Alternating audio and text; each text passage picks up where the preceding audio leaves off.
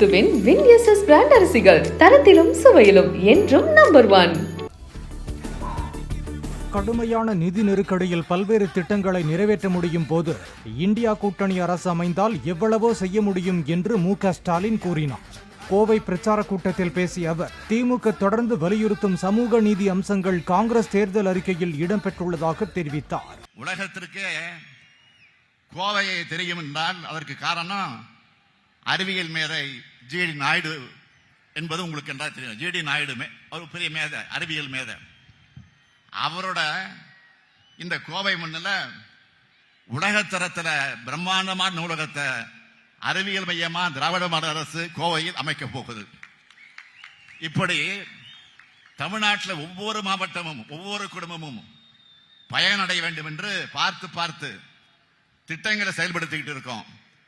கடுமையான நிதி நெருக்கடிக்கு இடையிலையும் இவ்வளவு செய்யறோம்னா நம்ம இந்தியா கூட்டணி அரசு அமையும் போது எவ்வளவு செய்ய முடியும் நினைச்சு பாருங்க.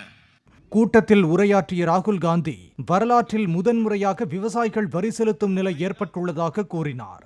40 ஆண்டுகளில் இல்லாத அளவுக்கு வேலையில்லா திண்டாட்டம் அதிகரித்து இளைஞர்கள் 83% பேர் வேலையில்லாமல் இருப்பதாக தெரிவித்த ராகுல் காந்தி, தற்போது நடக்கும் தேர்தல் அரசியல் சாசனத்தை தாக்குபவர்களுக்கும் அதை காப்பாற்ற நினைப்பவர்களுக்கும் இடையே நடக்கும் போர் என்றும் குறிப்பிட்டார். சேலம் அதிமுக வேட்பாளர் விக்னேஷுவுக்கு ஆதரவாக கோட்டை மைதானத்தில் பேசிய கட்சியின் பொதுச் செயலாளர் எடப்பாடி பழனிசாமி, சேலம் தொகுதி திமுக வேட்பாளர் செல்வகணபதி தான் ஜெயலலிதா சிறை செல்ல காரணமாக இருந்தவர் என்று கூறினார். அதிமுக ஆட்சியில் நிறைவேற்றப்பட்ட அனைத்து திட்டங்களும் திமுக ஆட்சிக்கு வந்தவுடன் நிறுத்தப்பட்டு விட்டதாக அவர் குற்றம் சாட்டினார்.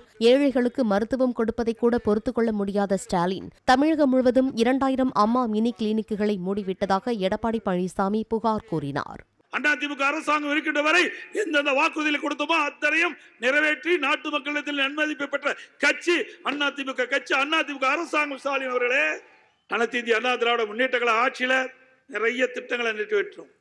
ஏராளமான திட்டங்கள், ஒன்றல்ல இரண்டல்ல, அத்தனையும் விடியா திமுக ஆட்சி வந்த பிறகு நிறுத்தப்பட்டு விட்டது.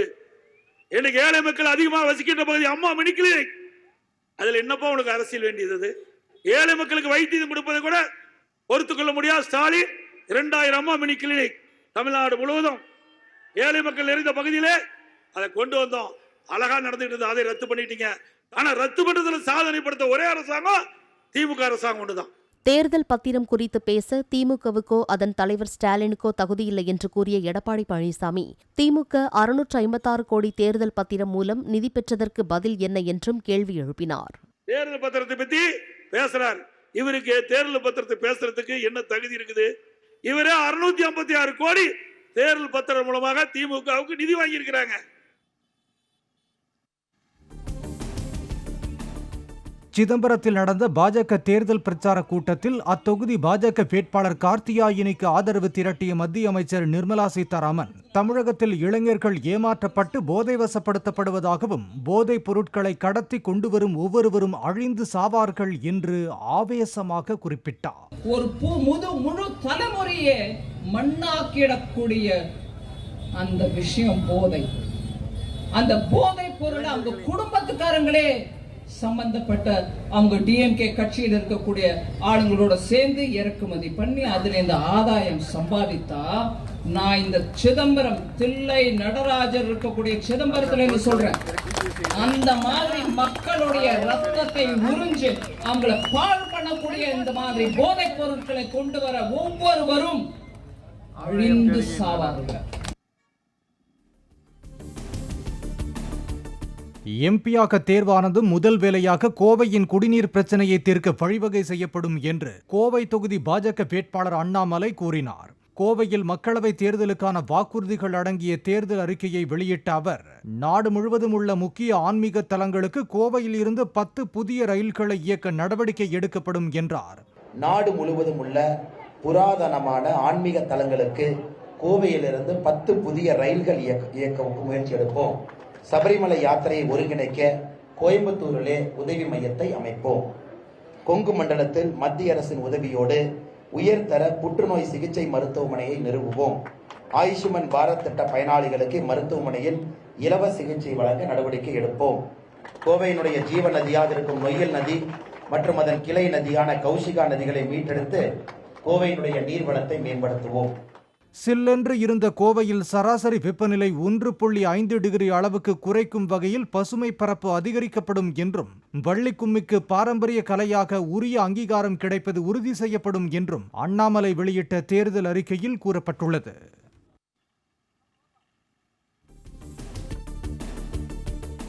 தாம் வேட்பாளர்களை எதிர்த்து தேர்தலில் நிற்கவில்லை, மாற்றத்துக்காகவே நிற்கிறேன் என கோவை பாஜக வேட்பாளர் அண்ணாமலை கூறினார். இந்திய சர்வதேச வர்த்தக சபை சார்பில் கோவையில் போட்டியிடும் அனைத்து கட்சி வேட்பாளர்களும் பங்கேற்கும் நிகழ்ச்சி ஒன்று ஏற்பாடு செய்யப்பட்டிருந்தது. நிகழ்ச்சியில் பேசிய அண்ணாமலை, அடுத்த 25 ஆண்டுகால இந்தியாவின் வளர்ச்சிக்கான அடித்தளத்தை அமைக்க வரப்போகும் 5 ஆண்டுகள் மிகவும் தேவை என்றார். டெமோக்ராட்டிக் டிவிடெண்ட் என்கின்ற வார்த்தை இப்ப நம்ம பேசணும். The world's youngest median population is India. உலகத்தினுடைய இளமையான மக்கள் தொகை இப்ப இந்தியாவில் இருக்கா. எத்தனை நாளைக்கு இருக்குங்க? 2045 வரைக்கும் இருக்கும். 2045ல 18 வயசுல இருந்து 60 வயசுக்குள்ள இருக்கக்கூடிய பாப்புலேஷன் குறைஞ்சு 18 வயசுக்குள்ள யாரு கேர் வேணும், 60 வயசுக்கு மேல யார சமுதாயம் பார்த்துக்கணும், அது அதிகமாக போகும். ஸோ இந்த நாடு என்ன செய்தாலும் கூட அடுத்த 25 ஆண்டுகள்ல இந்த நாடு செய்வதுதான் இந்த நாட்டினுடைய வளர்ச்சி. அதுல மோடி அவர்கள் தெளிவாக இருக்கின்றார்கள், நான் சார்ந்திருக்கக்கூடிய கட்சியும் தெளிவாக இருக்கின்றோம்.